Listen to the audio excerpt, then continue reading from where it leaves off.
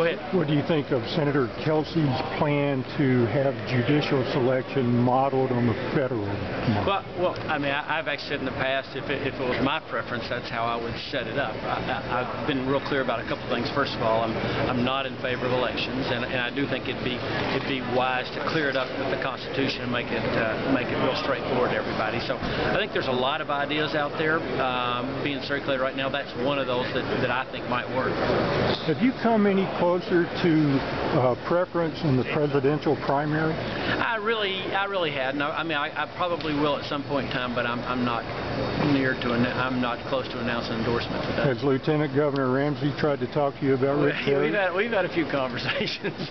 What do you think of the 999 tax plan? You know, I mean, I think the simplicity of it, I think, is what's attractive to people. I haven't, you know, there's different opinions about whether the math works and all that, so I don't know enough to say on that. But I do think Americans are attracted, but they'd like a much more simple tax code than what we have now. Well, Tennessee is the most sales tax dependent state. So I mean, you got between 9.25 and 9.75. Almost 16.5% tax. Yeah. How do you think Tennesseans would feel about that? Well, I mean, obviously that's an issue. I mean, I think most Tennesseans would want to do the math on it. See what does this, you know, cost me or save me? But again, I think most people are attracted to the simplicity of it. Whether that for individuals going to end up costing them more or less, you know, would be the big question. Well, I mean, do you think it would be appropriate to require women having babies to pay sales tax on their child support? Well, no. I mean, I think there's. I mean, obviously we have a lot of discussion now in Tennessee about what's taxable and what's not. And to the point, obviously in a high sales tax state like Tennessee, you're getting to where you're really discouraging retail purchases pretty heavily. But you know, when you go to 16.5% sales tax. Governor, on the meth initiative, where are we at as far as, you know, in relation to other states, and how important is this initiative to get going right now? The meth, first of all, meth is a huge problem to us in the state of Tennessee, and you go out, come travel with me for a day or two, and you'll see that. I think we made a big step in the legislative efforts that we made last year. I think everybody agreed, let's see what kind of difference this makes, being able to track it, making it easier to track for law enforcement to have access to that data, and making a Class A felony to manufacture in the presence of children.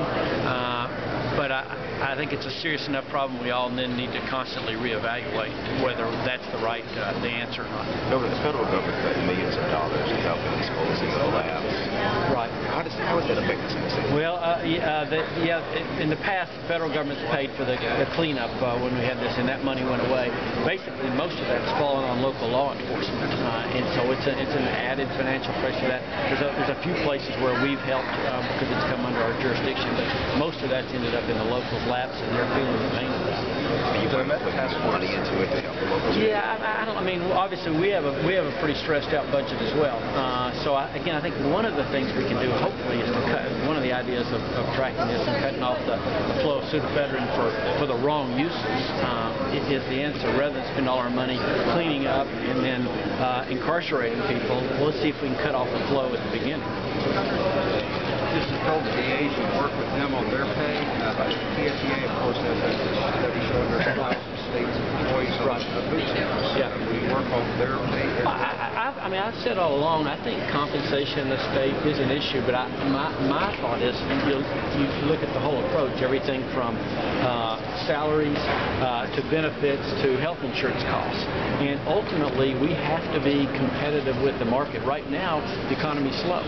And so there are a lot of people, maybe you're an engineer at TDOT or you're an accountant with F&A or whoever, and right now the market might be slow and there might not be a lot of demand for services, but when the economy does come back, we're going to feel that pressure.